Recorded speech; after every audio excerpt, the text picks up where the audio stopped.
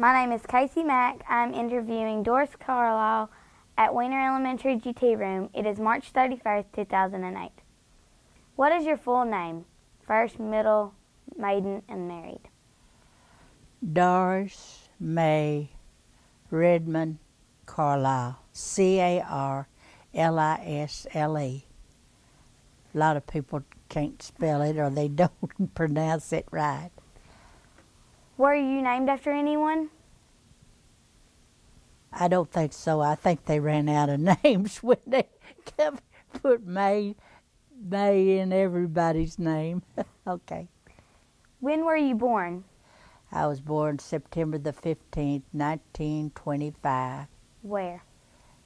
I assume that I was born in the country, and I don't know if Grandma delivered me or if Dr. Alcott delivered me. I don't know, but I was born in the country, out from Waldenburg, about 3 miles off of the highway.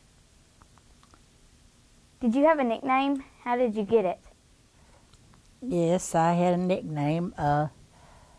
Herbert Bodell called me Dot, and Bert Truitt, which was Effie's husband, and he called me Dot. And I believe that's all that called me Dot. Where did your mother grow up? Where did she grow up? In Herndon, Kansas. What's something you'd like me to know about your mom? She was kind to everybody, sweet, and she loved for the grandkids to come. She was a wonderful baker. She could bake anything, and she never did get to go a lot of places. She did go to Texas when my brothers were in service, and they were in service for 4 years, and she wanted to go see them because they thought they were going to send them overseas. So Bert borrowed some tires. That was back during the war, and it was hard to get tires or gas or anything. And so he told her that he said, "Miss Redmond, I'll take you," and said, "I'll borrow some tires for you." So he borrowed some tires from Chris, my older brother. He didn't go because he got to stay home and help Daddy farm. And Chris said he wished later on that he had gone because he didn't get to go anywhere or do anything while they were gone, you know. And so that's Did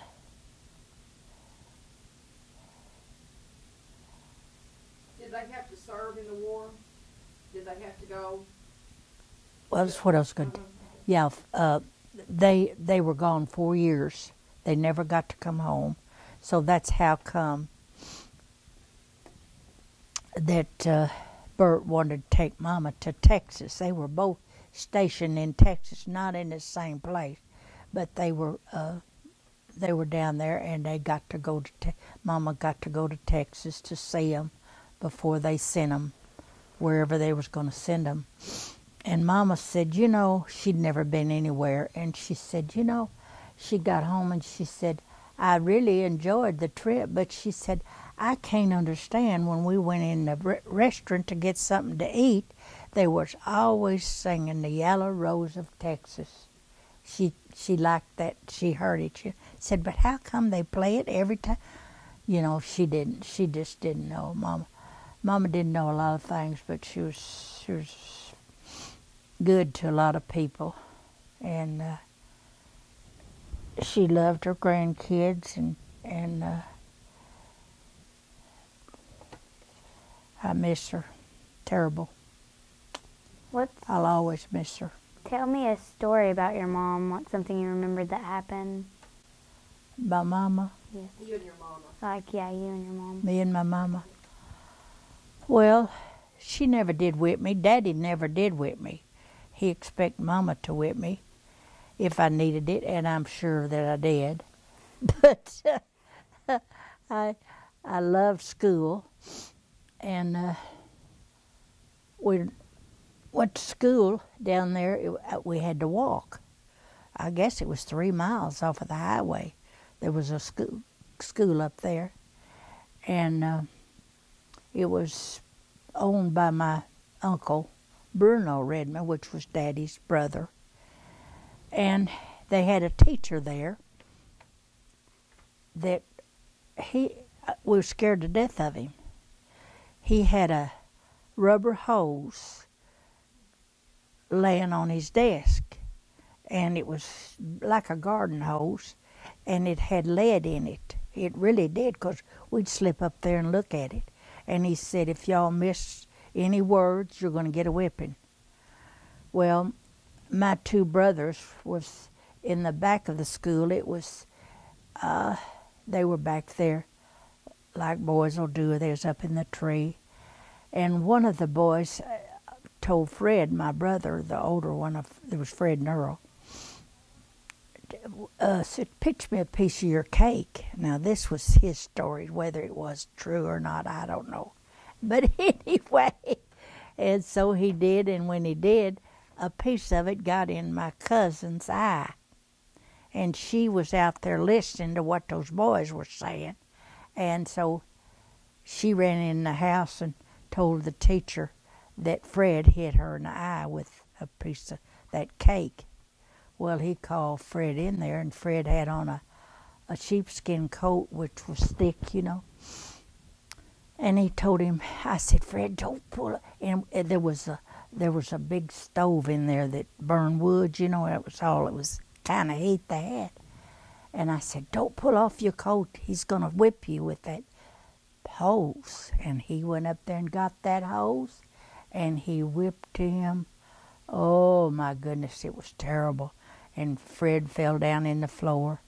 And Chris, my older brother of the 2, it was Chris, Fred, and Earl, he ran home and got the car and come back and got my brother, Fred. And he couldn't even get down the stairs. They slept upstairs. And we'd had to take him to the doctor, and the doctor said he didn't know. He had whelps all over. Mama looked at it, and she said, I'm going up there and get y'all out of school. And I said, oh, boy, I don't have to go to school no more, you know. And anyway, she said, no. Well, see, the school was owned by my daddy's brother, and so she went in and got our books, and she told that teacher, he was a big, tall guy, and she told him, she said, you could have expelled him or done something, you know, let him go, you know, send him home. You didn't have to whip him like a horse or cow. Well, he was scared. He was scared Daddy was going to do something to him or have him put away, but he didn't. But he quit after that. And on the way home, I said, oh, Mom, I don't have to go to school no more. I'm so tickled. And she just looked at me. Well, anyway, she said, I got one more stop. And that was at my uncle's house. And she went in there and she told him off. Said, you shouldn't have anybody like that teaching. I said, you could have expelled him or, you know, sent him home or anything. Well, anyway, they took him to the doctor in different places up north, and he said he'll be a cripple. Well, we were really worried about him. I don't remember too much about that. But anyway, they took him to a doctor Young. He was an old doctor, but he started doing exercises on rolling, like a rolling pin on his back, you know, and he got him where he could walk. And that's what I remember about that. I was scared to death of him. I went home and told Mama about it. I said, yeah, that was filled full of lead. And they didn't believe it, see, but it was true. Anyway, that's what happened there. And And Mama was, she said, nobody's going to beat my child like that. And so he was lucky that he, that he didn't get crippled from that. Where did your father grow up? My daddy came over on a ship. Now, I did know the name of it, but I put it somewhere and I don't remember. But he was, his mother and daddy came with him. And they lived in Minnesota. And they didn't like it there because it was so cold. So that was the reason that they moved to Arkansas. And Daddy was going to farm, and he was going to do farm too. And the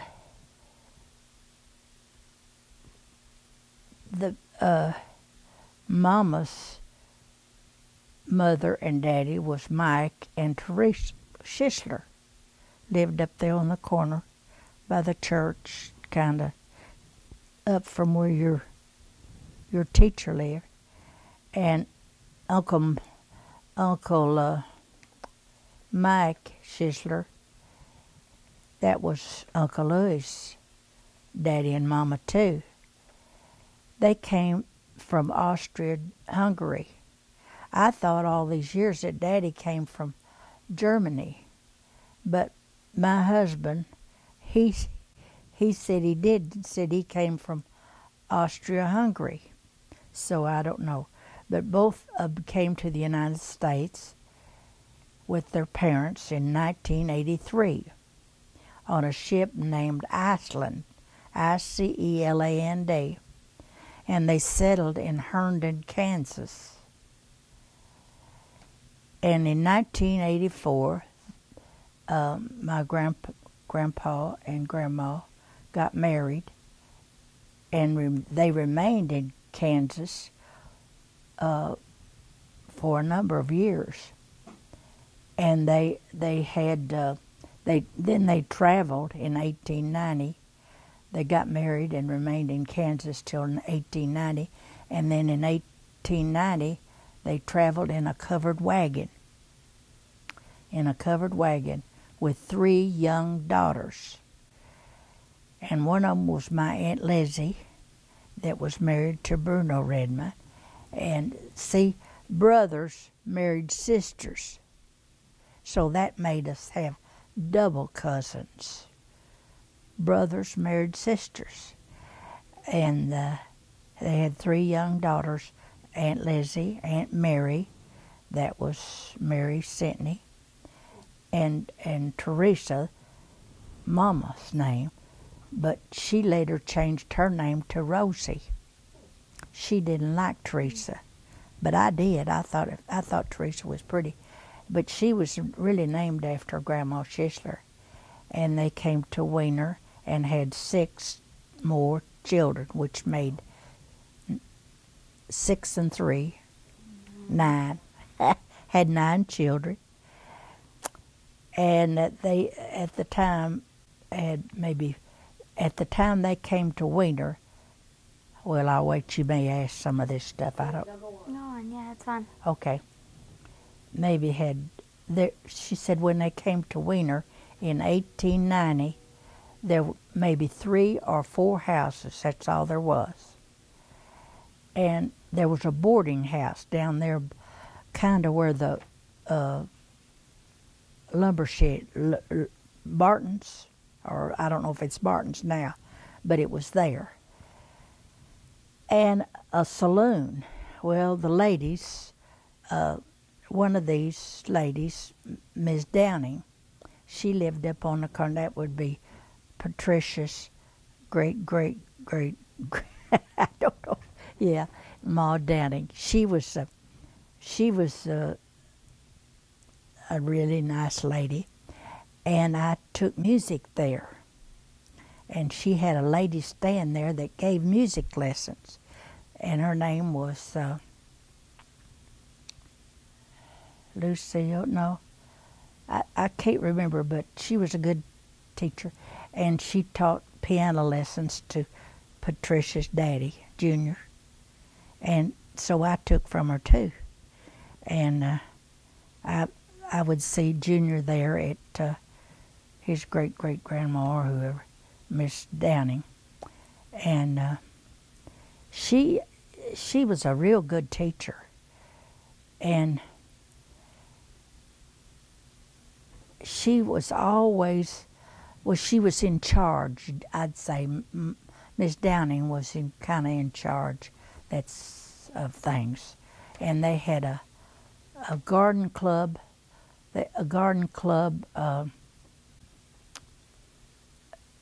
society, I guess you'd say. And they put out a paper for the boys that were in service. I thought this was real interesting and really nice of her. But these ladies would go there and they'd put this paper out telling all the news about Weiner, you know. And the boys in service overseas and everywhere, they just loved it. And she was the head thing of that. And Miss Downing was always so nice. She'd always give us something to eat when we went there to get something and to take lessons. And Junior, he was really good on the piano. I don't know if he plays now or not, but he's good. He really is. He was a lot better than I was. But anyway, I liked him a lot. And this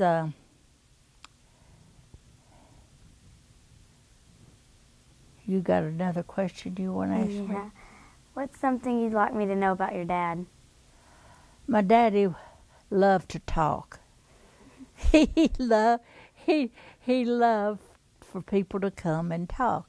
Well, of course, we lived in the country then, you know. That was before I moved up here and started going to school here, out here where you, and he'd always say, I'd say, Daddy, where's so and so? He said, didn't you learn anything in school? I said, not much. I said, I was too busy eating candy. I loved candy, and they sold candy in the school. Yeah, and you'd have to pay for it, but you could eat, you know. And when I'd get home from school, well, I'd always want to skate. I loved to skate. And I busted my knees so many times. But anyway, there was, I loved Weiner. I still do. I'll always love Weiner. And I tell Bob that. I said, Bob, I've got a nice husband. I really do. I didn't get married till late in life, but he has a nice family, and I didn't have no children, but Bob is a wonderful person. He loves to kid people, and at the church they all like him, and I'm glad for that. I was lucky that I got somebody nice. There was an Amish church. I didn't know that. There was an Amish church, and they called it the German church. That's what was in this thing that we looked up. And called Amish church, they called it the German church. It was located on the highway. Tell me a story Okay, do you want to know anything else? tell me a story about your dad. Oh yeah, we got off of that, didn't we? Well, Daddy, he was a Lutheran, but down at Waldenburg, but Daddy, he knew the Bible, and I never did know that till one day.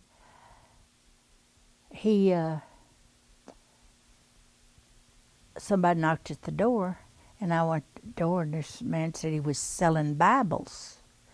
And I said, oh, I don't know, I don't think Daddy will buy one. Daddy said, come on in. He just loved come in, you know.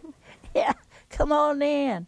And I thought, Daddy, you you don't know nothing about the Bible. That was what I was. I didn't tell him that, though. And he'd have given me a whipping. No, Daddy never did whip me, but Mama did, and Effie did. And he came in, and he was telling about this Bible. It was a big one, about like that. I think Linda has it now. And he started talking to Daddy about it, and giving scriptures and this and that. And that was the first time that I really realized that Daddy knew the Bible. He actually did. Daddy was smarter than the rest of us, I think.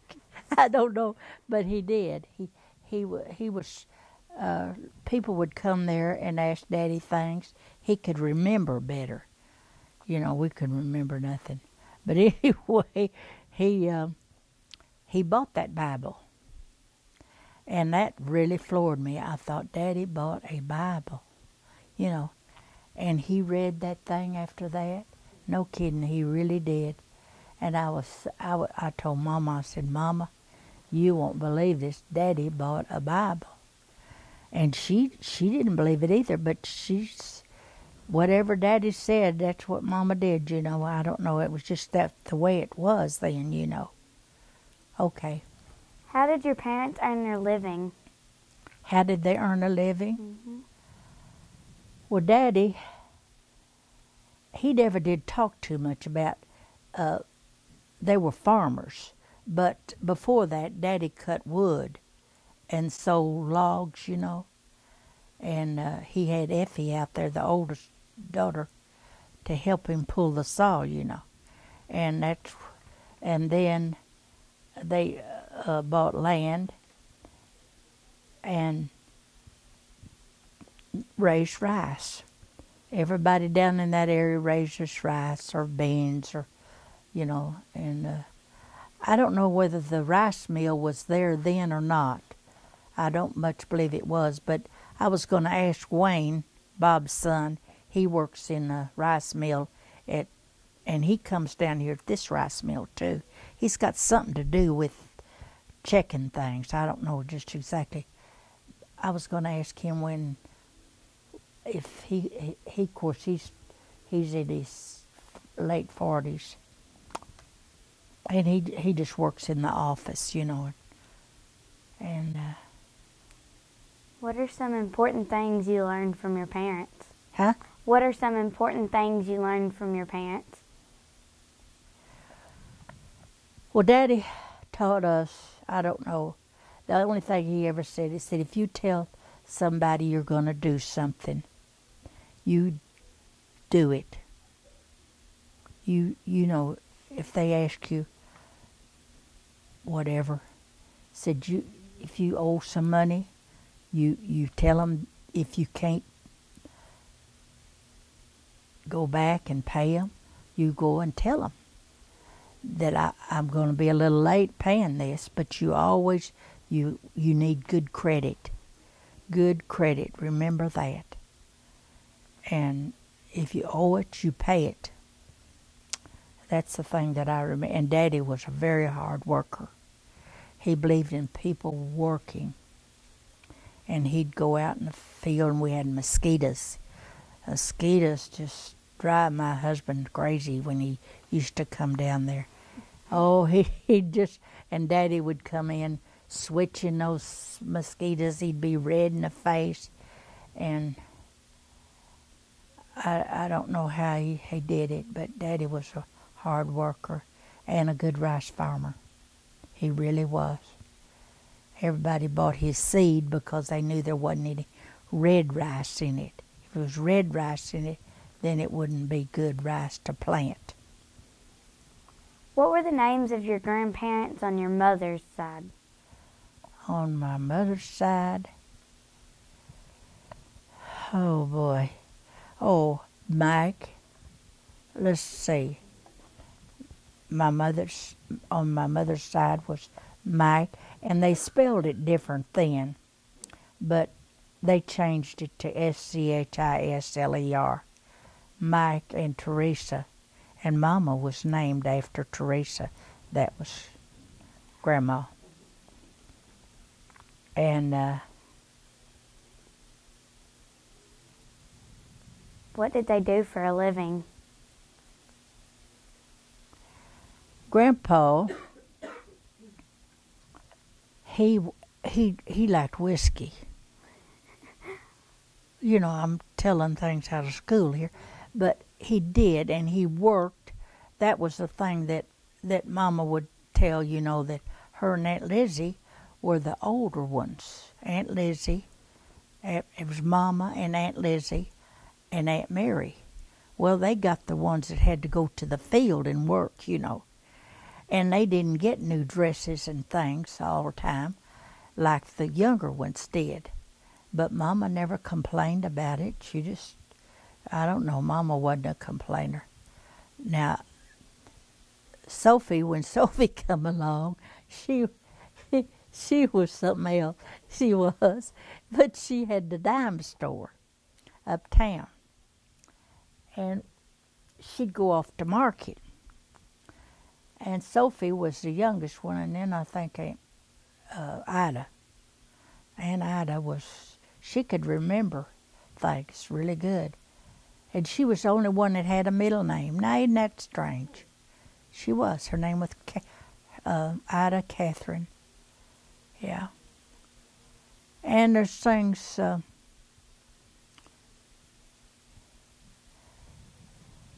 that every once when Sophie would go off to market to buy for that dime store, she wouldn't buy more than 2 pair of pants at a time because she was afraid she wasn't going to sell them. But anyway, she had a candy counter, and oh, I loved candy. And you'd step up on the little platform, and I'd go up there and look in there. She had every kind of candy, but back in the back, she had bins that you pull out that had the candy in it too, and you'd refill them when people would come in and buy.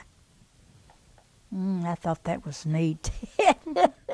And of course, when she'd go home for dinner, which was past Rita Berger's house and like that, and then Grandma and Grandpa's house was there on the corner.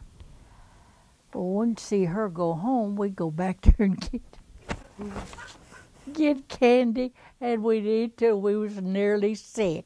And she told us before she always, you know, everything had to be so-so. But she wouldn't buy enough, you know. And Nita Jean, she'd go in there and she'd get a whole if Sophie had a box of anything, she'd get the whole box. Well, Uncle Louie come in there one day and he said, I don't care about Nita Jean buying pants, but why did she buy so many? Sophie said, I've been telling her to tell you about it. It's all down here. Boy, she'd get the scratch pad out and show him what Nita Jean had bought. I'll just take a box of this and a box of that. Well, she was spoiled rotten. She was buying candy then. Yeah, and then the candy. Well, Sophie'd come back and she said, I guess y'all didn't eat any candy, did you? I said, well, a little. I told a fib too, see, because I love that candy, oh boy. But anyway, she said, well, you girls now, you got to learn to count money. When people come in here and give you money, you got to give them change. So were y'all working in the store while she was going to lunch? Oh yeah, and guess how much she paid us? 10 cents an hour. 10 cents an hour. But you were eating all that candy now. Well, she knew she knew, because she'd look and she'd say, I believe this is empty here. You all, oh yeah. Well, we said, well, we ate a little bit of it, you know. But she was good too. But the thing that we didn't like to stay there, Ione and I, at Grandma's when she'd go to market, because somebody had to stay with Grandpa. Well, he was something else too. But in the morning, he'd say, now I go to that cupboard over there. Big, long cupboard there. It had doors on it. And we'd say, Grandpa, what do you go over there for? Well, we knew it was to get him a swig of whiskey. Well, we wasn't going to tell him no. So we'd take him over there, and Grandma'd come in, she'd say, that's all he wants to do, she'd, German. And anyway, he'd say, well, you better give me that. And if you don't, I'm going to tell so-and-so. And he'd threaten us too, but he was a man. And then he'd go to the table. We'd scoot him to the table. His apple butter. He had to have his apple butter on that table. And he'd beat on there. Yeah, he'd beat on there. And I said, Grandpa, what? Grandma's, she'd say, I'll get it there in a minute. And it had a little bitty kitchen. That was the smallest kitchen I believe I've ever seen. Well, she got the apple butter on there, though. And we'd roll him out to the front on a screened-in porch, and he would sit there in that chair and watch everything that was going on uptown. Mr. Parr's had a machine shop there or something, and Mr. Parr was always real nice. And he'd stop there, and he'd go up there in his wheelchair. He had his, and while we'd go out there, there was a cot there right by his bed, and we'd sit down there, and we started one time to get up, and he got a hold of our dress and pulled himself over in that wheelchair. Oh, and here comes Sophie was back by then. She was coming home for dinner. I said, Alan, hurry up. Alan was a lot of fun. And I said, oh, we can't get him up. Well, we got to, or Sophie will get us. Well, we lifted, and he just laughed and said, I got you now. He'd say, yeah. And he'd say, I'll tell, and from now on, if I say I want something, y'all better get it, or I'm going to tell Sophie on you. He never did tell on us, so. Yeah, he never did tell on. He was a lot of fun, though, too. What else you got there? That's about it? What do you most remember about him? That's what I remember about him. Okay. What were the names of your grandparents on your father's side? You got me there. Do you know that I don't even remember either one of them? They came here with Daddy, of course, and they didn't like it here. They just going to go back where they came from. They didn't go back to Germany, but they went north. And Daddy had a brother. His name was Hugo. He came one time,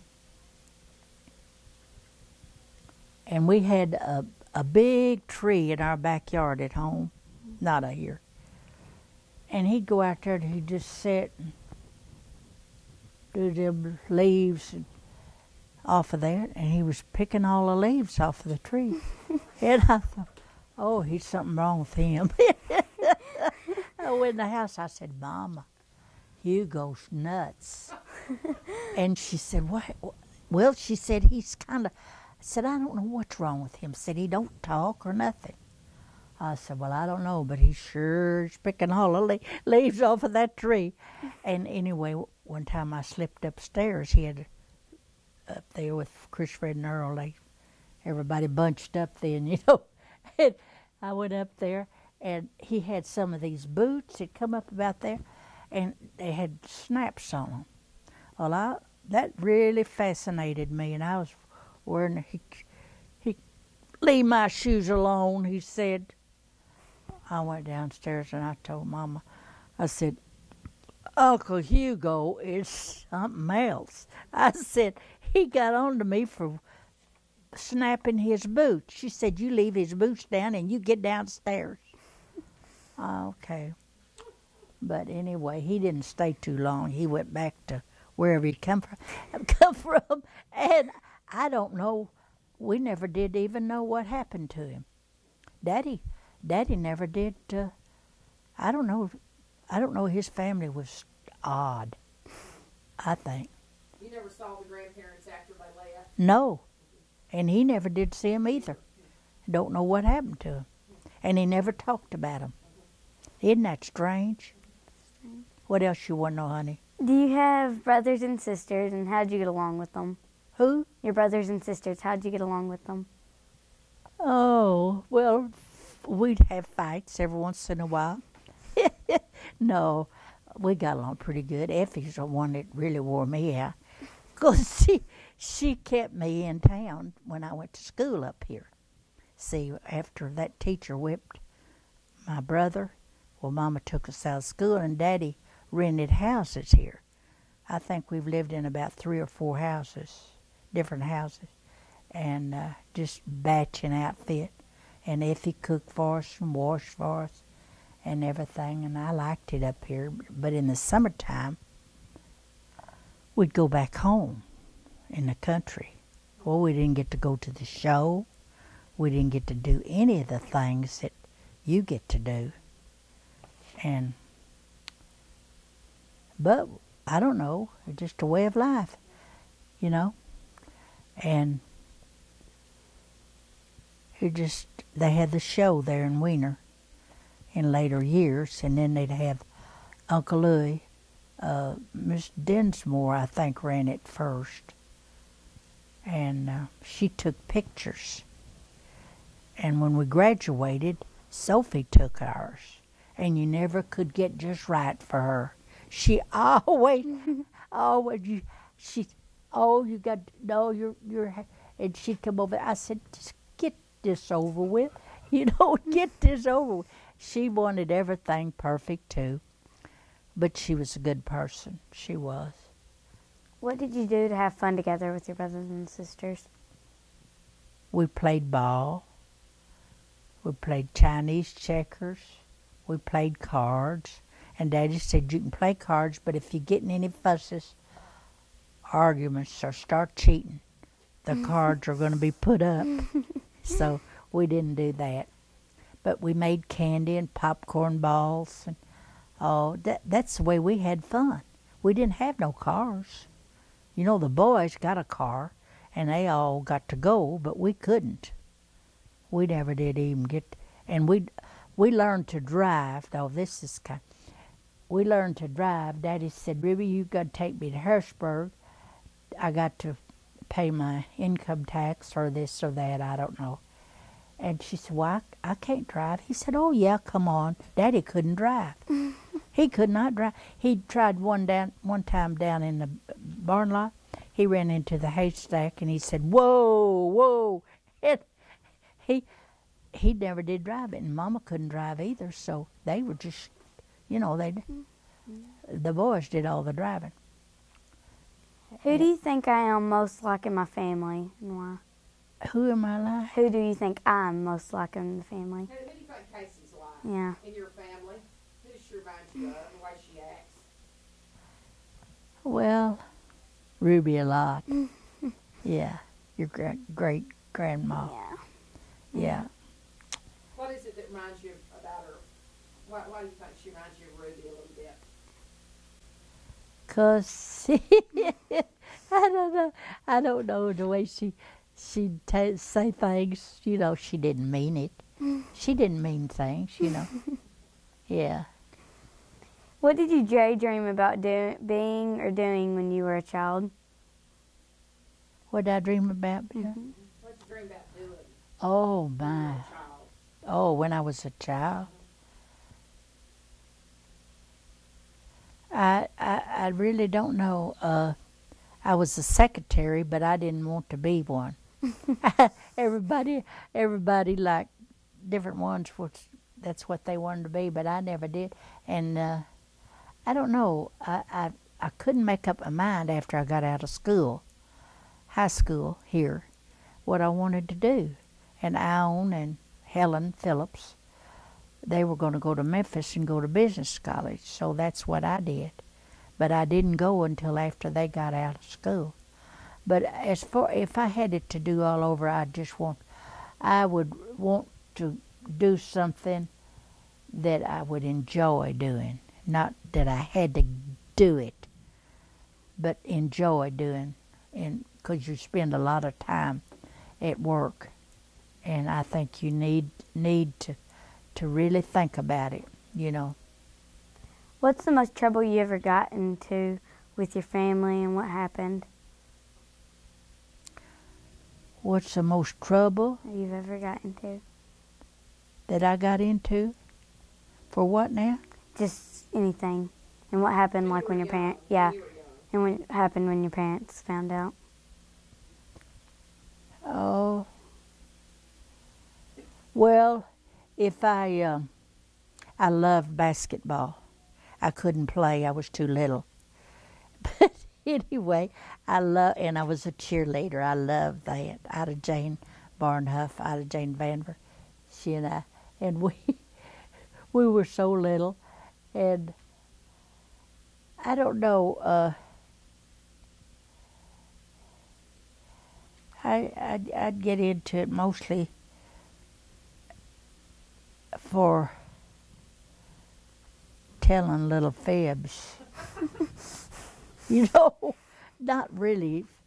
And Effie would know and Daddy would tell her that if I didn't do like I was supposed to, I'd get a whipping. And then he would give me another one. Well, I thought, oh, it's a long time till Saturday when they come back to town. And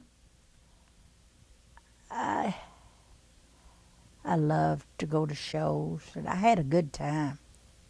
I enjoyed eating candy and skating and eating candy and eating candy. Yeah, and I made candy, and Effie let me make popcorn balls, and she always wanted me to wash the dishes. I got into it more for that, not washing the dishes. And I'd say, well, I own to spend the night with me, and I want to get in there and wash dishes for Effie. Well, Effie thought that was just great, you know. Why didn't I do that? Well, I'm telling Mama on you when she comes to town that you didn't wash dishes. And I'd say, oh, just leave them there. I'll get them later or something. You know, I'd tell fibs. Because I had no intentions of washing those dishes not unless I had to. But how much older was Effie than you? Oh, my. Quite a bit. Yeah, she was.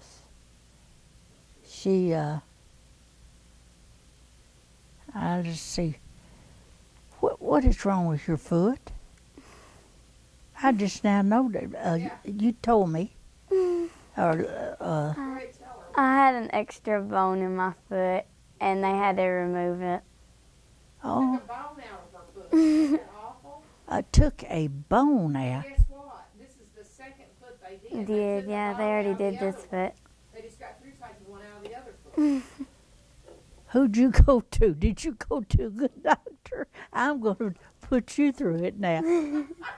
Who did you go to? Yeah, I went to a doctor in Jonesboro. Well, that don't mean that you got a good doctor. They got a lot of doctors up there, but do you know we like to never found a doctor for me? Yes. Mine left town. He went to Florida, which I don't blame him. I love Florida. But anyway, he told me he was leaving town, and I said, where are you going? He said, I'm going to Destin, Florida. I'm retiring. Who was this? Dr. McKee. Okay. Yeah. And I said, well, you can't do that. He said, I said, no, I'm glad you're going. I said, you've been working hard. And, you know, he said, you're a mess too. I said, well, I don't know where. And he said, I'm going to send you to a good doctor. And I said, who? You didn't ask me. He said, Dr. Raglan. Okay. Well, Dr. Raglan wasn't taking no more patients. That same old story. But anyway, we won't get on that because I hadn't been to a doctor. Well, my doctor left too just lately. Who? My doctor left too. Not the doctor that we used. Who is that? It was Dr. Blanchard. Oh, yeah. And so we had to find another doctor too. He's, We had to find another one too. oh, that's hard to do. It's hard to do. It really is.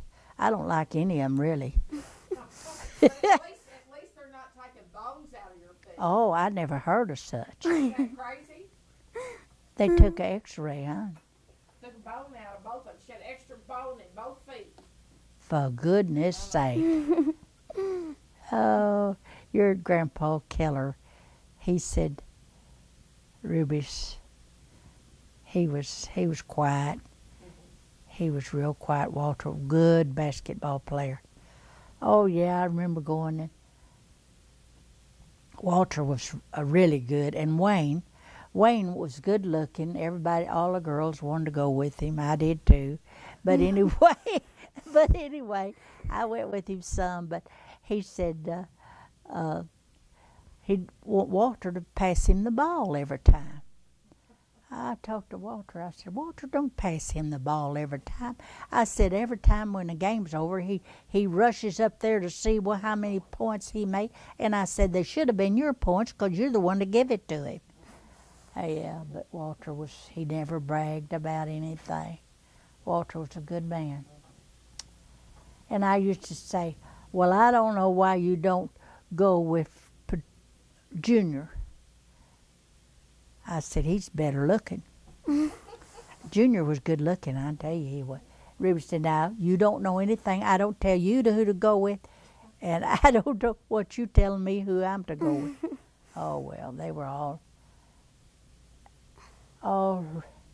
we had some good times. Okay, is that it? Nope. No. More? What did your house look like when you were a child that you lived in? When I lived up here? When you were a child, in the house you grew up in. Oh, I grew up in? Well, it was a 2-story and had linoleum floors, you know, clean, very clean. German people are known to be, most of them are known to be excellent housekeepers. And I don't know if that's true or not, but Mama's was. And Effie was a fanatic about it. And she always wanted me to pick my clothes up. You know, don't throw your clothes down. Don't kick your shoes off. Well, first thing I'd come home from work, I'd kick my shoes off in the living room. Boy, she didn't like that. She was always telling Mama something I did. Okay, what else you got? Did you live there a long time? Or did you move around?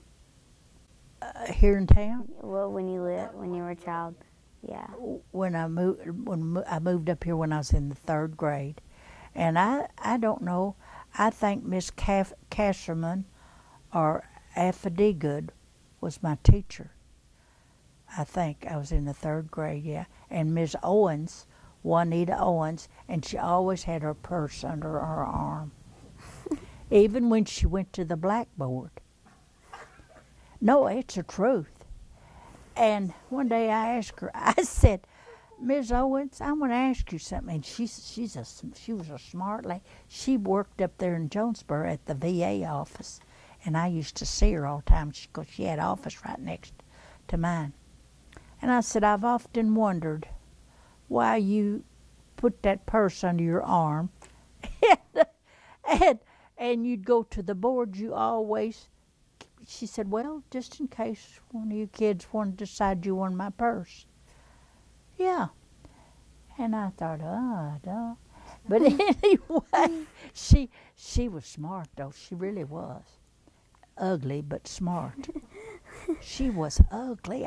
She couldn't help it, but like Uncle Louie used to say, she could have stayed at home. Yeah, Uncle Louie would say, yeah, he had a black woman helping his wife, Aunt Lida, and he said, what was her name? One of these days he'd said, I'm going to just take you out and whip you. You don't do nothing. You're just lazy. Oh, Mr. Louie. Yeah, but he was good to him. He really was. And at Christmas time, Uncle Louie he was a very generous person. He was. Do you remember going shopping with your mother as a child? Have I ever gone shopping with her? Yeah, Very as a child. Huh? As a child, do you remember going shopping with your mom? Yeah, yeah. And I'd get my shoes too little. I'd pick out a pair of shoes that I'd want over at Harrisburg, and they'd say, well, we don't have your size. I said, well, these seem to be okay, but they were too short. You know, now they got something you can put your foot under to see. Yeah. Which don't never wear your shoes too short. You'll end up with bunions and everything else. What kinds of things would your mother usually buy? She bought groceries mostly. Groceries, but she, my sister that lived in Newport, Frida, she worked at a real nice dress shop over there. That was when they had butte knit dresses and things, you know. And Frida bought a lot of Mama's clothes. She always, and Mama was very particular about her hair. And Ruby, Ruby give her permanents. Ruby was a beauty operator, but when she quit being a beauty operator, well, she had a beauty shop up there where Dr. Alcott saw. You don't remember? No, you wouldn't. He had a place uptown there on the corner, and she had a beauty shop there, and she worked there till after Walter got out of service, and then they got married before he went to service. But anyway, Dr. Alcott was cranky. Oh, he was cranky, and I was kind of scared of him. But what I was going to tell you about Mama, no, she didn't buy a lot. They usually, some of the kids gave her something, you know, a new dress or something. She said, I don't need a lot of clothes. But Frida always picked out something nice for her. Tell me about the first funeral you remember attending. About what? The first funeral you remember attending. Oh, me. I don't know, but I do remember my little sister, Theda. She had diphtheria, and she died. And she died there. We had rented this house across from Mr. Wofford's stone house, and that's where Effie was keeping us. And she got sick, and Effie got sick too. She had pneumonia, and they took them both to the hospital. But Theda, she had diphtheria, and we had to take shots after that. But she was just I think she was in the 6th grade. And this is kind of odd about her. She was, she loved to play, and she wanted to go to school real bad. Well, she was going to go get up and put her clothes on, brush her teeth, and the minute she'd hear the bell ring here, she'd start crying. And she'd cry and cry and cry. And Mama said, don't make her go to school. Don't make her go to school. She said, I'll come up there, and every day that she goes to school, I'll sit in the back of the room. And but she died, and I never will forget that. That was a terrible thing. Mama said it's bad to lose anybody, you know, your husband or your whatever, but said to lose a child is the worst yet. She said that's just terrible. But she was a real sweet little girl. I remember. What else, honey? Can you remember a time you got lost or separated from your parents? No, except I went squirrel hunting with my brother, and he'd want me along to shake the tree, you know, to get the squirrels to come out so he could shoot it. And we was out there one day, and I said, which way is the... It was behind our house in the woods. It was all woods. And he said, why?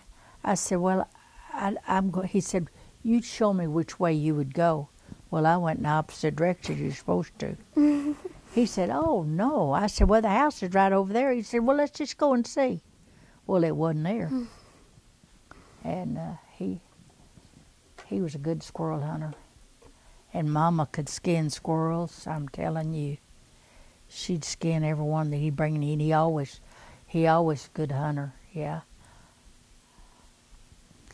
They caused a lot of heartache, though, in our family. They did. And I thought if I ever have any children, I'm not going to have any boys because they're always into something, you know. But they were good. And Chris was really good to Mama. He'd start our washing machine, you know. And we had a refrigerator. You won't believe this. But we didn't have ice. No ice, honey. No Cokes.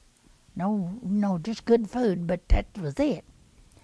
And Daddy caught the bus. He took the bus to Jonesboro. And he come home and he said, we're going to get a refrigerator. Mama said, what? We don't have electricity. He said, well, we're going to get one, and it's going to make ice. And if it makes ice, I'm going to buy it. And he said, I've got to see this, too. Daddy had to be. And Mr. Metzler in Jonesboro came down there and said, Paul, now what I want you to do, it's got 3 little burners underneath this thing. At night, you fill them up with kerosene, turn them over, and push that thing back in there. And it had a big tank up on top. And that will go up there, and it's got chemicals in it. And in the morning, you'll have ice. Daddy said, mm-hmm. He didn't believe him. But anyway, the next morning, boy, I couldn't wait to go down there and see. Opened them up, and there was them little trays in there. Oh, I said, Mama, look, we got ice. And Daddy said, now look, you don't need to be looking in there every 5 minutes either. Just at lunchtime, Mama will get the ice out, and we'll have ice in our iced tea. And that was a big deal. It was. But anyway, he bought that refrigerator. And another thing he bought one time, I couldn't believe, was me a piano. He did. The man came down there. It was getting ready to storm. We're getting off of the subject here. Fine. Well, Mama was down in the barnyard milking. And I said, Mama, Daddy's told this man that he could bring the piano in because it was going to rain. She said, let me go up there and I'll run him off. And I said, well, you can't because Daddy's already told him he could bring it in. Because it was going to rain and it would have ruined the piano. Well, Daddy, in the meantime, they was talking, you know. Daddy loved to talk. But anyway, went up there, and Mama had just bought a new linoleum rug for our living room, and oh, it was pretty. Well, it was torn all the way across, you know, from bringing that piano in. I told him, I said, my Mama's going to get you. And he said, Daddy said, he said he had some paste or something he put on there, and you'd never see it. And I told Mama that. She went up there. And he said, now, Miss Redmond, I do have some good, this has happened sometime before, and said I can put some under there, and you'll never be able to see it. And he did. He fixed that linoleum, and Daddy bought the piano. It was one of these player pianos. You know, you use your feet. And I love that. I sat up till 12 o'clock playing that thing. And Uncle Mott and Aunt Opal was down there. And I can remember Uncle Mott saying, don't you ever get through playing that thing? Daddy said, well, quit and go to bed. And Aunt Opal said, that's nice. I'm glad y'all got that. It had rollers on it. And you'd put these rollers on there and play different things. And then whenever your grandma she had Linda and Paula, they wanted to take music. Well, I was in Memphis going to school then, to business college, so I told Ruby she could have it. So Ruby got the piano, and then y'all took out, and Ruby didn't like it. She didn't like to play the piano. So Ruby sold it sold a piano. It was Ruby's mine, and she sold the piano for $75. Well, it was it was black. I mean, So Ruby sold it to somebody up there that gave lessons, and she took all the black paint off of it and made it beautiful. Oh, I was so sick about it. And this man came out there and said, if you'll take that player part out of there, it'll really do good. Well, Ruby didn't know any difference, so she let him, But anyway, and then Will Cage got it. I don't know how come, but I went in there one time and he'd painted it a light yellow, I believe. And I went over there and it was a Wurlitzer. And I said, Will, this piano here looks like one I used to have, but it was black. He said, that's the same piano. I said, really? He said, yeah. And he was... Frank Ross has that piano today. Who? Frank Fulmer. Uh-huh. Yeah, he does. He sure does. Yeah. Okay. What did your family do to have fun together? Did they go on any trips or anything? Would they have fun together? Honey, I don't guess they did. I don't know. No, I really don't. Daddy liked to read. Mama didn't like to read. Not anybody in my family likes to read. But Daddy loved to read. If he just had, if he could have bought some books or something. And he could have, but he didn't. Back then you saved every penny, But anyway, no, he liked to talk to people. And Uncle Mott would come down, and we had these Aladdin lamps then, Mm-hmm. Had a Aladdin thing, and they'd make a real good light. And Daddy would sit up and read, and Uncle Mott come down, and they'd just talk till. And Daddy said, "Well, we got to do something. It's going. We're not going to have no light because that Aladdin lamp, And Daddy'd put salt on it, and that would take it off, and they'd start talking again. But anyway, that was Daddy was a hunter too. I guess that's where Fred and Earl and Chris liked to hunt. Ducks. They loved to go duck hunting. And a lot of people come down and go duck hunting with them. Squirrel hunting, coon hunting. Chris liked to go coon hunting. Did you ever have any family pets? Did you have any pets when you were a child? Pets? Yeah, I had a dog. I don't like dogs in the house though. That's one thing I don't like. But then I'd beg Mama to let me bring the dog in. It was a collie, pretty, and Ruby and I'd be act like we were fussing out in the yard. She'd jump in between us. Yeah. But I don't hate dogs, but I just don't. Well, if you go somewhere, you got to have somebody take care of them. And what else you got? Can you remember a time when someone else in your family was very sick or hurt?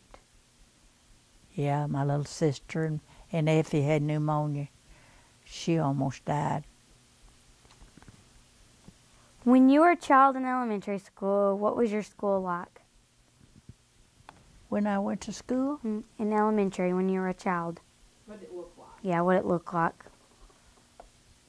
Oh, well, it had a lot of windows.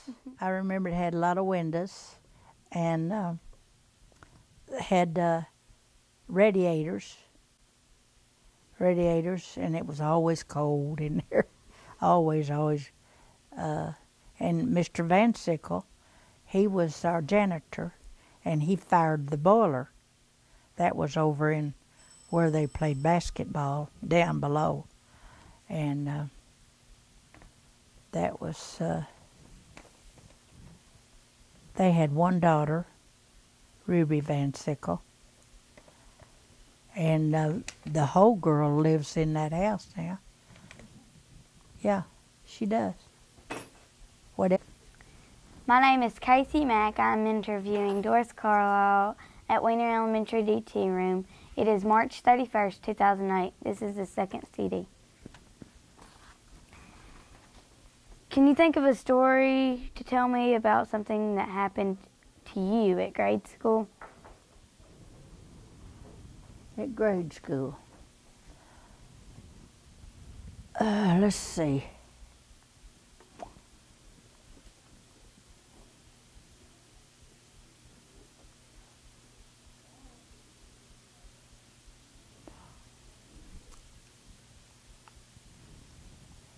Grade school.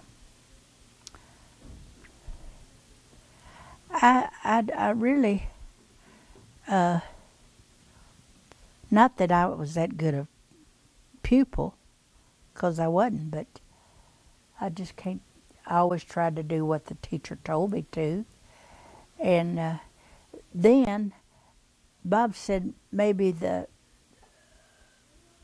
government put in this toilet where we had commodes outside, but it was in a building. It was behind, it was like you come out on the east side and you walk down a little bit and you go in there and there was 2 or 3 commodes sitting in there, and that's where you had to go to the thing. And one day my stomach was just killing me. Well, I told the teacher I had to go to the bathroom. She said, it was raining, I remember that. And she said, well, you know where you got to go? And I said, okay. Well, I went around there, and I pulled up my dress, and I had 2 pair of pants on. I couldn't believe it. I had put on a pair of pants over another pair of pants, and that was what was cramping my stomach. Yeah, and I thought, oh my goodness, and I told Effie that, and she said, well, for goodness sake, you know, another thing that happened there, are those steps still there at the back? They're gone? Well, let me tell you about this. This is kind of, Mr. and Ms. Atkinson lived in one part of the house over there where Ms. Bright owned that house, but it was Earl Cahoon and Walter Cahoon, mother. And Mr. and Ms. Atkinson had a little boy named Ben. He was a darling little boy, and we all just loved him to death. And I looked out, it had a screened-in porch kind of halfway around the house anyway, and I looked out, and Effie was supposed to be taking care of him, while Mary, that was Mr. Atkinson's wife. And I looked out, and I said, Effie, come here quick. She said, what's the matter? I'm in here bathing. I said, you better put something on, because I see something we got to do something about. And he was hanging over there. Ben was hanging up. He was way up there where all those iron steps were. He was just barely hanging on. And I said, hang on, Ben, hang on, we're coming to get you. And we got there before he fell. If he had fell, it'd killed him. It would have killed him, because it was a lot of steps, wasn't it? They took that all down, huh? This don't even look like the same place. But he was a darling little boy. What did you do in the summers when there was no school? Well, like I told you, we made candy, and we played ball, and there wasn't much to do. We had to go gather the eggs. We had to, and I didn't want to do that, 'cause I'd cry, 'cause I was afraid the old hens had pecked me, and none of them did. Yeah, they did. Ma said, Mama, I don't want to do that. She said, well, they won't hurt you. Just grab their... And when the little chickens were out, we had to run them down, put them in the coop so the water won't drown them. They drown real quick, you know. And And I'd always, when we go to town, that was a big deal. We all washed our hair on Friday and get ready to go to town on Saturday. And then first thing I wanted to do was go to Irene and Arlie's restaurant. They fried hamburgers. Irene could make the best hamburgers in this world. And I'd always order me a hamburger before I come home. And Blondie worked in there some too. But anyway, Irene was good. And Helen, she stayed a lot with me. Helen Phillips. And Miss Phillips was a lot of fun. I stayed with her some in Jonesboro. When the gas got hard, I started getting it high like it is now. I stayed with Miss Phillips. Did you have a special spot or like a hiding place when you were little? A hiding spot? Oh yeah, I'd get under the bed if I didn't want to get a whipping or something like that. No, I don't know. I guess.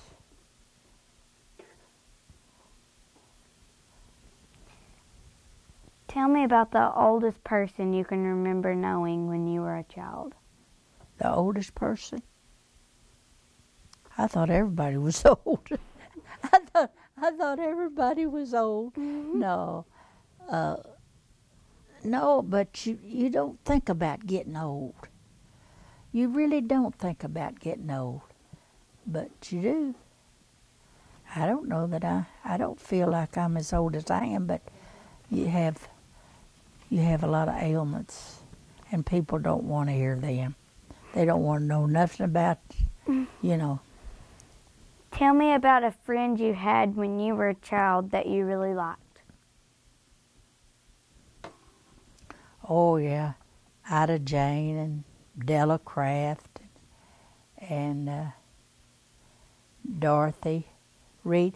Dorothy, her name was Banks, but she married a Reed, and they lived up there on the highway, and she was in my class too. Well, last week I went to the dentist, and the girl that took the money, she said, "You're from Wiener?" I said, "Yeah, I'm all," you know, it's surprising when you say Wiener, they always got something to you. But anyway, she said, "Did you know my mama?" I think she said her mama or grandma, I'm not sure. And I said, "Oh yeah, she was in my class." I said, "Yeah, Dorothy was a real sweet person. I really liked her." And I said, "One of my kinfolks married your son, Lana D. Good married her son." And she said that I said, "I was at your house after your mama, I think her mama or grandma lived there where Debbie lived and Pal lived. I don't know who's living in that house, but Dorothy was living there for a while." Tell me about a child you remember that you didn't like. That I didn't like. Oh, I'm sure there was several, but I can't. You mean a child? Yeah. That you just didn't, yeah, you didn't like. Huh? You just didn't like her or him or whatever. Yeah. Oh, I'm sure there was somebody. You have preferences. I think you do. But Myrtle and I were good friends, and Catherine. I liked all of them. And one time we went home with Myrtle, and we broke her mama's bed down. We jumped in it, just about 2 or 3 of us girls, and that thing hit the floor. Oh my. Oh, I was really embarrassed. And one time we broke Effie's bed down too. We was hard on the beds. I don't know. But Effie, I didn't tell her. Boy, she almost gave me a good whipping over that. And she had bought that, it was a maple bed. And I don't know, Helen and, I don't know, 3 or 4 of us went in there. We all slept in the same bed Didn't have enough beds for everybody. And your title, get your things to come to the office, please. Huh? Scared me. Who is it? That was the intercom. Oh, yeah. And anyway, we run and jumped in the bed and broke it down. Well, Effie wasn't there, so she didn't see it. So we took a towel and wrapped around where it broke on the side, you know, and I didn't tell her. Well, she went to make the bed up. There she saw that. And boy, she said, "What happened here?" I said, "Well, I didn't lie." I said, I didn't lie to her. I said then, I said, we all run and jumped and broke it. Well, she didn't say too much. And I remember Dale Keller came one day. He was crippled. That was your daddy's cousin, Dale. You don't remember him? No. Everybody liked him. Everybody liked him. He was crippled. He had polio, I think, at one time. And Effie was having a birthday party for Ruby. And she said, she told Ruby, she said, "Ask Dale if he won't come in." Ruby said he won't. Said he don't go in anybody's house but his own. And so I begged him and pleaded with him, and Ruby did too. So Walter carried him into our house. That was his house. It was behind here, wherever that, they tore that down, didn't they? And he came in and he acted like he really enjoyed.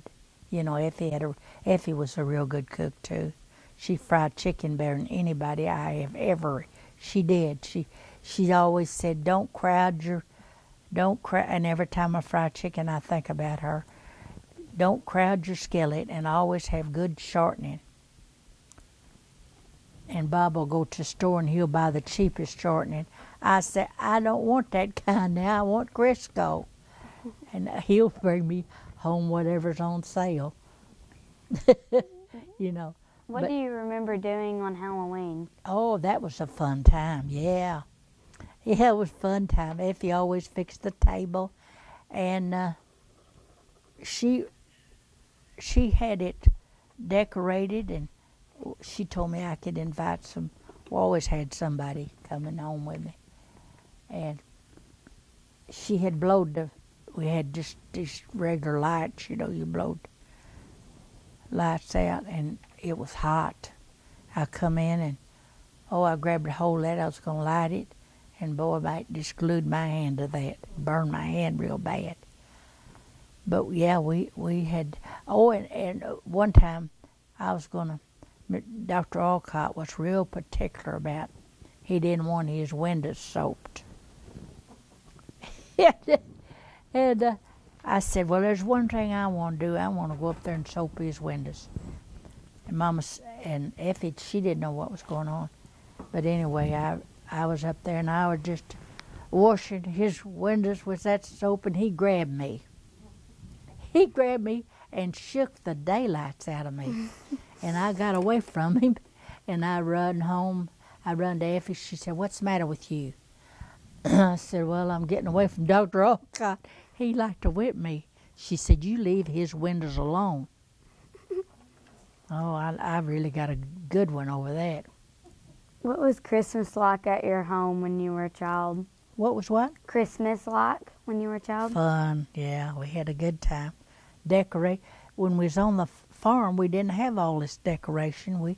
Mama mixed up white soaps, white flakes of ivory, and put the tree down in there, and it made it white. Yeah. How did she do that? Yeah, she mixed up these white flakes, like ivory flakes, and sprayed the tree with that. I don't know whether we dunked the whole tree in there, but it was beautiful. Yeah. And we didn't string popcorn, I don't think. A lot of people did, but I don't think we did. We may have some, but we had a few decorations, you know. What would you usually get for Christmas? What did I usually get? What would you get? What would y'all get? Would you get any gifts? Oh, yeah. Yeah, we did. And I'd play with mine before Christmas. I'd slip in the bedroom. Yeah, I was a little rascal. Anyway, I'd slip in there, and I wanted a little typewriter. And I guess that's, I don't know. And I went in there. I knew Mama always put the fruit upstairs because you could go up there and it smells so good. And I'd go up there and eat me an orange or an apple or whatever I want. Before Christmas? Oh, yeah. And that typewriter, I found it too, and I was just a pecking away on it. And Mama would come in there. It was the kind you'd turn, you know, turn like that to A and then B and then say. Mama come in there and she caught me. Okay, she said, you won't get nothing else for Christmas. That was your big gift. And I was sick about that because Christmas morning, I wasn't surprised. You know, I should have waited. Can you tell me a story about a birthday you had as a child? Oh, I had lots of birthdays. Yeah, because you know how old I am. How old do you think I am? I don't have a clue. Yeah, I'm old. I don't like it either. 82. I'm 82. Yep. When you were children, did you have birthday parties, or was that something that people didn't do? Oh, we invited people in, you know, we did. Yeah, Effie always let me have company. She never told me no. I had a birthday party, you know, just invite people in to eat with us, and Effie'd always have me a cake. And Miss Chamis, Emma Chamis, I think I'm saying, she always made cakes for Mama. And Effie, a lot of times, she would have me a cake baked. And Effie was a good baker too. And in fact, they're all good cooks except me, I guess. No, I don't know. No, Bob's a better cook than I am. What was high school like for you? Hospital. High school. High school, oh my. Well, I thought the 5th and 6th grade was the hardest. I really did. And had one teacher, that Miss Fulbright. She wore high heels and she was so prissy, you know. And I took algebra from her. And oh, I hated that algebra. I didn't like it at all. And I wasn't good at it. And Mr. and Miss Craig and Winifred, their girl. And they had a little sister too, Annetta. And Winifred, she liked the radio. And she'd always play that radio. And I'd go in there and we'd listen to Inner Sanctum and the Screeching Door. That was our fun, you know. That's what we did. And Effie would make popcorn balls and candy, and Effie fixed ducks. And Miss Craig, she could make good biscuits, but she really wasn't a good cook at all. But so Effie one night, she said, Mr. Craig, do you like duck? He said, well, I forgot what Miss Craig's name was, but anyway, said she don't know how to. Effie said, well, I'm fixing duck and dressing tonight, and I want you to come. And he loved it, yeah. What did he teach? What did the Craigs teach? Do you remember? Who? That Agriculture. Okay. Yeah, and he may have had done, but he was a coach too, Okay. basketball, and so was Mr. Atkinson. Tell me about a teacher you really liked. Did I really like Miss Wright, Alberta Wright? Yeah, she was pretty in the face. Grace Moore, come to the office for a moment. Miss Wright, yeah. And she had home economics. She taught home economics, and we had a place well, it was where they had the lunchroom then. I don't know where it is now. And anyway, there was a closet there. And after we'd get through with our sewing, whatever we did, which was another thing I didn't like. But anyway, we'd put them in boxes, you know, paper boxes, and put them up on the shelf. And then Miss Wright would lock the door because she didn't want anybody. And she said, Doris, don't try getting this home so Effie can finish it up. She said, now I'm locking this door. She said, I know Effie can sew, but she said, you've got to do it. When you were a teenager, what were the coolest fashions, and how did teenagers wear their hair? Oh boy. Oh me. Well, they wore bangs. Some of them had bangs, and they'd put gooey on them and stick them down to your head, you know. Oh, I don't know. And oh, they wore it under. Then they wore their hair under. My hair was long, and Ruby wore her hair under. She had red hair, and mine was black, or not. It was dark brown, and Ruby was really. She was really particular about hers, oh boy. And what kind of clothes did you Yeah, wear? what kind of clothes? Effie made them. Most of them. I said, why can't I buy one already made? Or once in a while I got one. Jeffrey Gladwell, get your things to come to the office, please. Effie was really like a mama to me too. I really had two mamas. Who taught you how to drive? Ourselves. We'd get in the car and go up not on the highway, on a dirt road, and then we'd get up there, and there'd be a ditch on that side, and Ruby'd get out and tell me how far I could back up. You know, that's the way we learned, then turn around and come back. Daddy said you can go up there and turn around now and come back, and that's how we learned to drive. Where did you go on dates when you were a teenager? Where did I go where? On dates.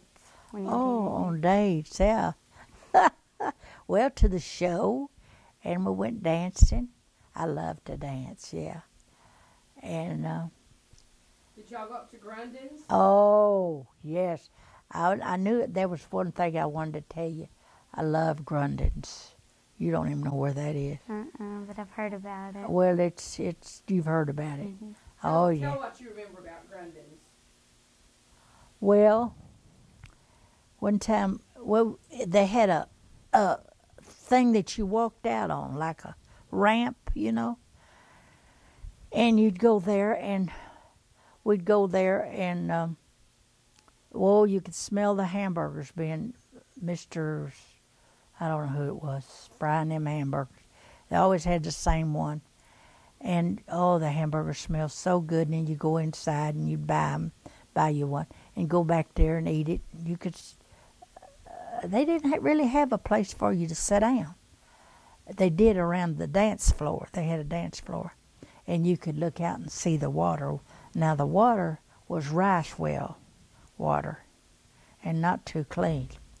But anyway, you'd go back there, and Mr.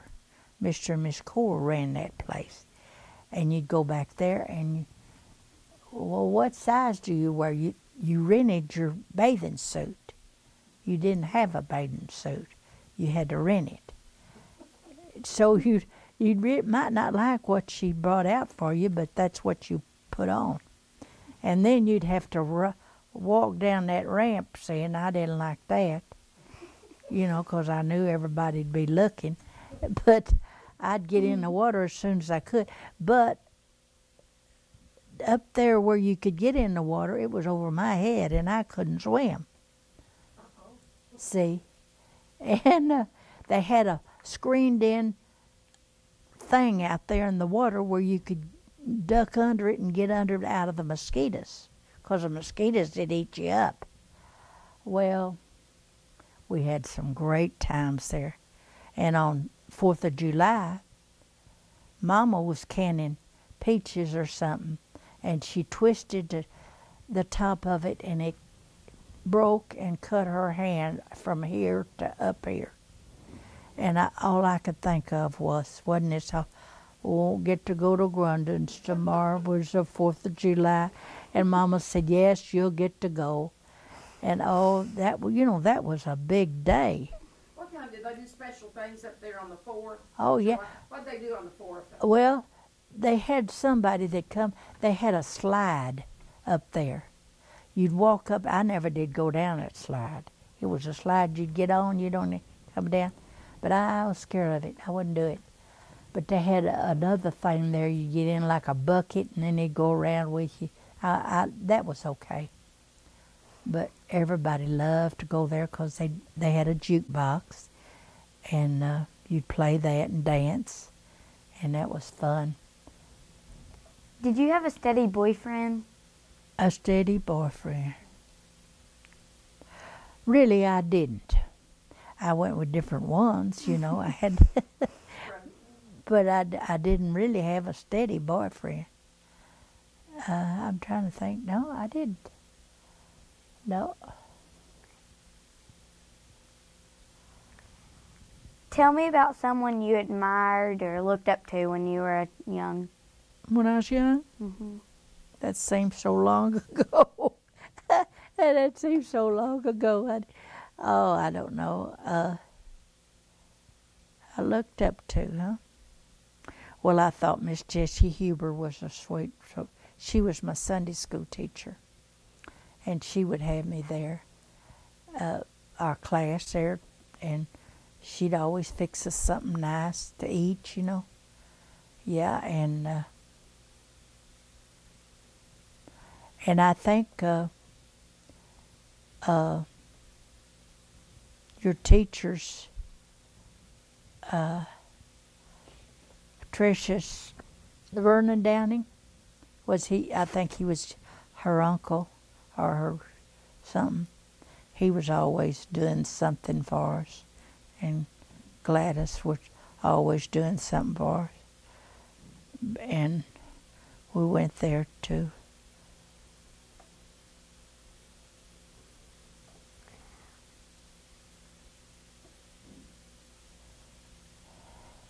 What important things do you remember going on in the world when you were a teenager? What important things were going on? World War II. Mm-hmm. World War II. And Buzzy Fowler got killed, and Winifred Berger got killed. And I never will forget, I was working for Norsworthy and Wofford, the grocery store, before I went to Memphis. And I was working in there. Then when people come in, they had their grocery list, and you had to go get it for them. They didn't go around and get everything they wanted. And I can't think of this lady's name, but she always brought her little oil can with her. She wanted it filled up, and I'd go back there and pump it. You had a thing in the back, and Lily Bodell was there. Lily was a lot of fun. And she made a lot of fun for a lot of kids in this town. You could go there and play Monopoly, and it was all clean fun. And she let us make candy, and we'd clean up the messes. And Effie, every night I'd want to go over there. Estel, Herbert and Estel was the kids, and Zethel. Zethel was there too, I think. Well, anyway, Effie said, you can't go over there every night. I said, yes, I'm going. I said, we have a good time. We play Monopoly and Fat Cow. She just made us have a good time. I love Lily Bodell. Yeah, she was always looked up to her. And she was good in the grocery store too. Yeah. Who were some famous people when you were young, and why were they famous? Famous people? Mm-hmm. I don't know any. No, I don't know, honey. Let's see, Do you remember any singers or movie stars when you were young? Oh, yeah. Yeah, they had a lot of... I like westerns. Yeah. And they once in a while they'd have somebody that would come in here and they have a movie down at the Legion Hut, and we'd go to the shows there, and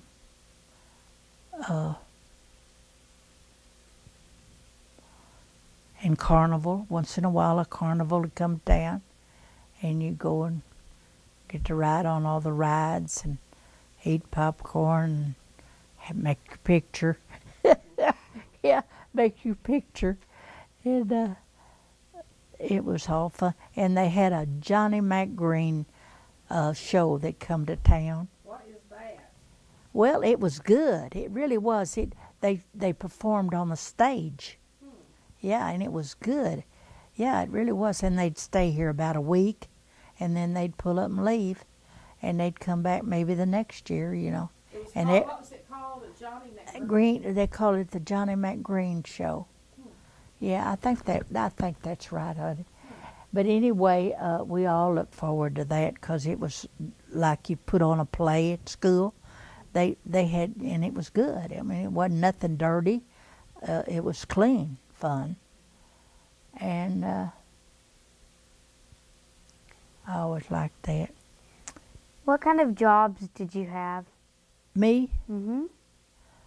Well, let's see. My first job, make it long and short, I was a secretary when I got out of business college. But I worked in a grocery store first, and then I went to Memphis, and I was a secretary for an insurance company.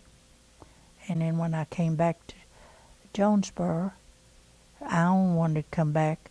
She wanted to come back so she could go with her boyfriend, Franklin. And so we got us a little apartment upstairs there in Jonesboro. And there was some cooking we did. We had spaghetti most of the time.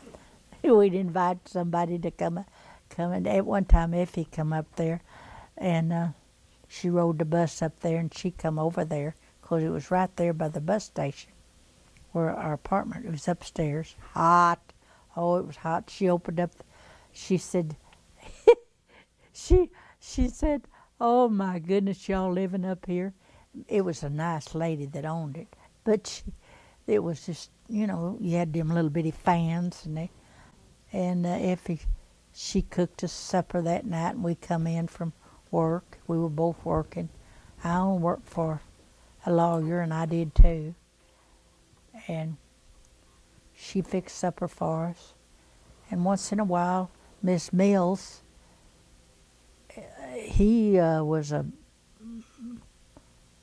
her husband worked over at the bus station. He was he sold tickets. And she rented different ones there at her house. And it was right there behind the bank. And one time the bank was held up there, and they ran right down the alley right where our apartment was. We didn't see them, but that happened there. It was called the People's Bank then, I think. But Tell me a story about something that happened to you in one of your first jobs. what happened? Mm-hmm. Well, I was working for an insurance company in the claim department where they had automobile wrecks and things like that. And this, he told me right off, it was during the war, he told me they sent me there to go to work. It was going to be just until this girl that had worked there previously got back. She was in service. And she come back, I had to give my job up. And he told me that, though. His name was Mr. Malin. And come to find out, he was a cranky old man. And he'd had a 50-cent piece. I never will forget that. He'd go around and throw that up in the air and catch it before it hit the floor. He did that. He like drove everybody crazy. But anyway, I worked for him. And then I left there and went to work at E.H. Crump and Company, and I worked there, and I was wanting to come home, though. All the time I was in Memphis, I was wanting to come home. And Alan was too, so Alan was working for Mr. Gullidge, and she didn't like it there either. She wanted to come home. So we'd ride the train home sometime. Somebody'd have to take us to Harrisburg, and we'd catch a train. And there was a cute little conductor. There was a cute little conductor there, and he'd pass through taking up tickets, you know. Mm-hmm. Oh, he was good looking. He looked a lot like Gregory Peck. You remember him? Gosh, he was good looking, but not that tall. He was, and Alan was a big flirt. She just flirted with the boys, and I didn't pay no attention to them. I was interested in going to ball games and things like that. Yeah, but anyway, Alan told me. She said, "Did you see that cute little conductor?" I said, "Oh, me." I didn't even look at him. I was reading a book or doing something. She said, "You don't pay any attention, do you?" And I said, "No." And oh, it was funny. It was funny. But anyway, one night we'd been catching train in Harrisburg, and every night he'd be on there. He'd be the one switching his light back there, you know, at the back. And he stopped and started. Of course, Alan was talking to him. I didn't pay no. I just ignored him. I don't think they like that, but you know. They do like that. I think they do. I do. Yeah, they like that. I do. And anyway, he asked Alan, said, "What's the matter with her?" Alan said, she don't pay no attention to nothing, you know. But he was a nice guy. He really was. And he wanted to come home, but I said, "No, you wouldn't fit in with my family." You know, he was in the city, and I was a country girl. But anyway, he was nice. And do you know, this, Miss Huber told me this. I never did believe that. But she told us, so I'm sure it was true. And she said, "Doris, I was in Memphis not long ago," and said, "I ran into somebody that knows you." I said, "Oh, really, in Memphis?" I said, "I've got 2 or 3 girlfriends over there." She said, "No, this was a boy." And I said, "Oh, really?" And she told me his name. I said, "Yeah, I went with him. I went with him." She said, and he asked about you. Said, "Did she ever get married?" And at that time, she said, "No." You know, he asked Miss Huber if I ever got married, and she said, "No, she never did get married." He was nice. Tell me about something you have that has been passed down through your family. Something I have? You have. No money. I hadn't had anybody pass any money. No, honey, I don't know. Mom, I got a lot of Mama's things, you know. What are some things of hers that you have? That I have? I got That means a lot to you. a crocheted bedspread. It's beautiful. It's kind of an ecru color, and it was made out of store twine. And it had little knots on it, you know. Everybody comes, looks at it, and I wouldn't give it up for nothing. And I took it and had it cleaned. I was scared to have it cleaned. I was scared to, you know, but they cleaned it, and for $15, and it had long fringes on it, you know, all around the bed, and it had holes in it. And I thought, well, what can I do to make that? So I got a yellow coverlet or sheet or something and put under it, and that comes through where, you know, you join the things. Yeah, Mama liked to crochet. Of the inventions or discoveries that have been made in your lifetime, what has been your favorite? Inventions? What's been your favorite thing that's been invented since you were little? Oh, All the stuff that's in the world now, what's your favorite? TV, I guess. I love TV. That's what, and we got one of these high definition. Oh, the high definition? I like it. Bob and I, that's what we watch. He doesn't like stories, and I do. I like the old movies, and so I watch that, and he goes back in the bedroom and watches what news, O'Reilly, or some of them. But that you ought to be about through with me, oughtn't you? We're getting close. Okay, is there an invention today that you just don't like? An invention? That you don't like? Well, I don't know. Sometimes I think that all of this, I think some of them I like and some of them I don't, and I don't know. We have electricity, that's a must, or we think it is. And I wouldn't want to do without it. What is the biggest world event in your lifetime that you remember exactly where you were at when it happened?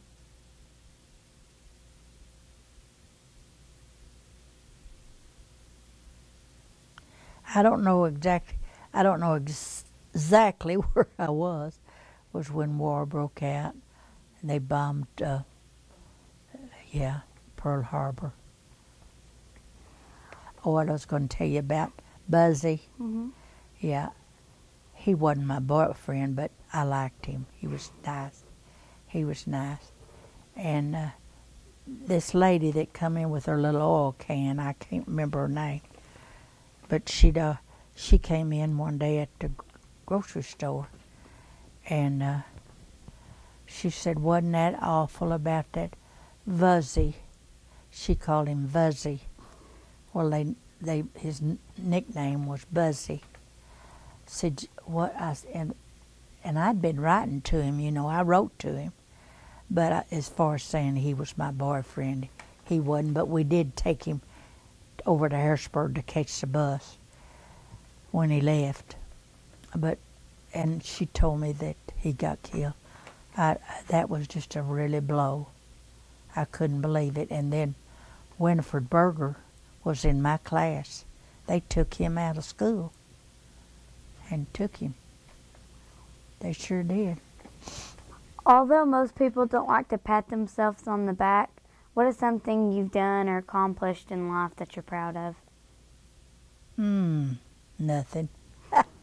No, not. I don't know, honey. That I'm proud of. Mm-hmm. I'm proud of that. I tried to live a decent life, and never got in any trouble or anything like that. And they have a lot of things now that you can get into. That dope and stuff is just no good. Don't ever take any of that. I never have. And of course, I'm proud of. I'm proud because I lived in Weiner, Arkansas. I am. I love Weiner. I like it a lot better than I do Jonesboro. Tell me about the biggest lesson in life. Tell me about the biggest lesson that life has taught you, a lesson that would help young people to live today. Well, just what I told you. Always be good, and mind your parents, and have a good time in life. You can still. I had a great time in life, but I didn't smoke or drink. You don't have to do that. You do not have to smoke and drink. And people like me. I liked everybody. Yeah, that's just a bunch of stuff. You don't have to do any of that. And don't ever let anybody talk you into doing it, Casey. Mm-hmm. Okay. Well, thank you for allowing me to interview you. Well, it was a pleasure, honey. Oh, one thing, she didn't tell about teaching someone to swim. Yeah, didn't you teach Aunt Chris to swim? Chris, did I teach? Oh, yes, yes. Well, we were up at Norfolk, and Linda and Paula both were little, and Ruby and I went up there with them. Your grandma, great grandma. Yeah, she's your. I get Yeah, she's my I get great-grandma. relation all mixed up, Yes. and so they were out there, and we made them put their life jackets on, you know, 'cause neither one of us could swim. And that's what they teased me about. You couldn't swim, but you throwed us. But they had their life jacket, or we thought they did. And so Ruby said, well, we sat out there with y'all, and we got us a nice place to stay, and we could go in at night and eat supper. They fixed supper for us. Good, too. And we looked out there, and Linda and Paula was diving off of that board. You know, the diving board? Mm-hmm. Yeah. I said, Ruby, look at there. Oh, my goodness, girls, get out of there. Well, they said, we've been doing that all evening. And they'd been just diving off of that board. Y'all were not doing a good job of watching. I know.